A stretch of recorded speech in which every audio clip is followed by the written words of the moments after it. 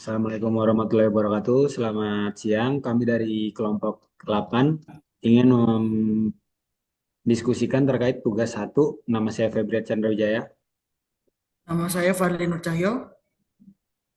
Nama saya Clara Bella, akan mempresentasikan mengenai tugas kita. Yang pertama ada nomor satu, yaitu Production of Alloys. Jadi di company steel ini ada order 500 tons of steel atau baja yang memiliki karakteristik seperti di bawah ini, yaitu ada karbon, koper dan mangan. Minimum grade-nya 2, maksimum grade-nya 3 untuk karbon, kemudian untuk koper itu minimum grade-nya 0,4, sedangkan maksimum grade-nya 0,6. Dan yang terakhir itu mangannya minimum grade-nya itu 1,2, dan maksimum grade-nya itu 1,65. Eh, Company ini atau perusahaan ini memiliki 7 material, raw material. 7 raw materialnya ini ada iron alloy 123, copper alloy 12, dan aluminium alloy 12.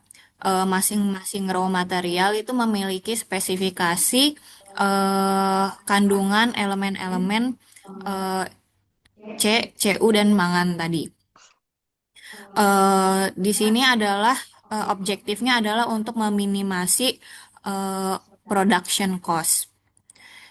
Untuk set notasinya yaitu komponennya set yang merepresentasikan elemen kimia dalam baja, yaitu di sini adalah karbon C, tembaga Cu, dan mangan Mn. Notasinya eh, eh, COMP atau sama dengan C, Cu, dan mangan, atau dalam kasus program ini dinyatakan sebagai comp sama dengan 1 sampai 3 dengan elemen-elemen diwakili oleh indeks. Kemudian ya untuk raw materialsnya, set yang merepresentasikan jenis bahan baku atau paduan yang tersedia untuk digunakan dalam produksi baja ini. Notasinya itu raw untuk iron alloy 1, 2, 3, copper alloy 1, 2, aluminium alloy 1, 2. Atau dibaca raw 1 sampai 7 yang diwakili oleh indeks bahan baku. Parameter dan notasinya yaitu P, RC, matriks komposisi elemen kimia dalam bahan baku. Jika P 1,1 sama dengan 2,5, maka bahan baku pertama memiliki kandungan karbon sebesar 2,5%. Untuk P min, presentasi minimum dari elemen kimia C yang dibutuhkan dalam baja. Contohnya, jika P-1 sama dengan 2, berarti minimum karbon yang diperlukan adalah 2%. Untuk Pmax C, presentasi maksimum dari elemen kimia C yang diperbolehkan dalam baja. Contohnya, jika Pmax 1 sama dengan 3, maka maksimum karbon yang diperbolehkan adalah 3%. Avail R, ketersediaan maksimum dari bahan baku R. Contohnya, jika avail 1 sama dengan 400, berarti bahan baku pertama tersedia sebanyak 400 ton. Untuk cost R, biaya per ton dari bahan baku R. Contohnya, jika cost 1 sama dengan 200, berarti biaya untuk bahan baku pertama adalah 200 euro per ton. Yang terakhir, dem atau sama dengan permintaan baja yang harus diproduksi dalam ton. Notes, untuk notesnya, R sama dengan indeks untuk bahan baku diambil dari set raw, sedangkan C indeks untuk elemen kimia diambil dari set com. Untuk decision variables dan notasinya, itu masing-masing raw material ada ini apa variabelnya. Untuk X1 itu untuk iron alloy 1 dan seterusnya X7 untuk aluminium alloy 2. Kemudian untuk objective function mathematical formulanya ini kita objektifnya untuk meminimasi sehingga diperoleh fungsi seperti berikut. Constraint-nya itu sendiri sesuai sama yang ada di soal, yaitu X1 harus kurang dari 400 dan seterusnya X7 harus kurang dari 250. Untuk constraints dan modelnya, total amount of steel, the total amount of steel produced must be 500 tons. Atau dengan nilai X1 sampai dengan X7 sama dengan 500. Berikut adalah constraint-nya. Ada constraint 1, 2, dan 3 di setiap elemen. Langsung ke hasil perhitungannya di bawah. Ya. Eh, di sini untuk solver parameternya, set objektifnya itu kita adalah total production cost. Untuk two-nya kita set as minimum karena di soal kita objektifnya adalah untuk meminimasi. Kemudian untuk changing variable sales-nya itu kita set di amount use raw materials. Ya, itu.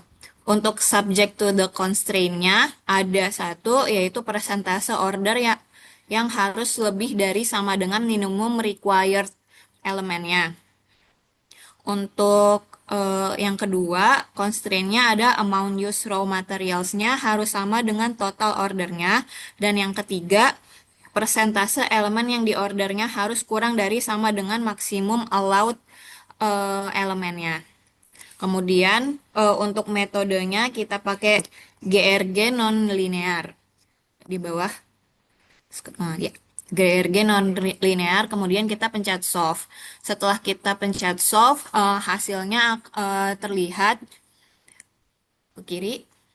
Hasilnya akan terlihat pada kesimpulan berikut, yaitu untuk jumlah bahan baku yang digunakan eh, dapat terlihat bahwa X1 atau iron alloy-nya itu kita perlu 400 ton. Untuk X2-nya itu kita tidak menggunakan sama sekali.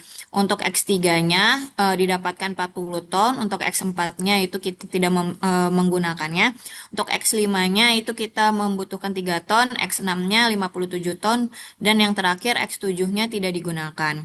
Kandungan elemen dalam baja hasil akhirnya itu kandungan karbonnya itu 1000 ton yang berada dalam batasan yang diizinkan 10 yaitu di antara 10 sampai 15. Untuk kandungan tembaganya yaitu 200 ton yang berada dalam batasan yang diizinkan yaitu antara 2 dan 3. Untuk kandungan mangannya yaitu 600 ton yang berada dalam batasan yang diizinkan di antara 6 sampai 8,25. Untuk biaya total produksinya didapatkan 98.122 euro yang merupakan hasil optimal dengan menggunakan kombinasi bahan baku di atas. Bahan baku optimal yang digunakan adalah iron alloy 1 400 ton, iron alloy 3 40 ton, copper alloy 2 3 ton, aluminium alloy 1 57 ton. Sementara bahan baku lain tidak digunakan. Ya, biaya total produksinya adalah 98,122 euro yang merupakan biaya minimum untuk menghasilkan 500 ton baja dengan karakteristik yang sesuai dengan spesifikasi. Semua batasan kandungan karbon, tembaga, dan mangan telah terpenuhi dengan jumlah bahan baku yang digunakan. Sorry. Next. Lalu berikutnya adalah soal H1, yaitu terkait choice of loan. Di sini Mr. Chick itu ingin membuka toko pakaian yang ada di 3 tempat. Yang pertama itu di London, yang kedua di Munich, dan yang ketiga itu di Roma. Setiap toko ini memerlukan biaya untuk dibuka. Untuk biaya tokonya itu sekitar 2,5 juta euro, 1 juta euro, dan 1,7 juta euro. Nah, Mr. Chick ini mengajukan pinjaman kepada 3 bank yang berbeda. Seperti yang dapat dilihat di tabel 13.1, masing-masing bank memberikan tawarannya sendiri terkait proyek yang ingin diajukan oleh Mr. Chick. Lalu lanjut ke nomor 2, set and notasi. Di sini kita menaruh set of bank disebut B dan set of shop disebut X. Di sini ada bank 1, bank 2, bank 3, yaitu bank yang bersedia membiayai toko yang akan dibuka oleh Mr. Chick. Lalu untuk shop ada di London, Munich, dan Rome. Toko yang akan dibuka oleh Mr. Chick. Lalu yang ketiga adalah parameter.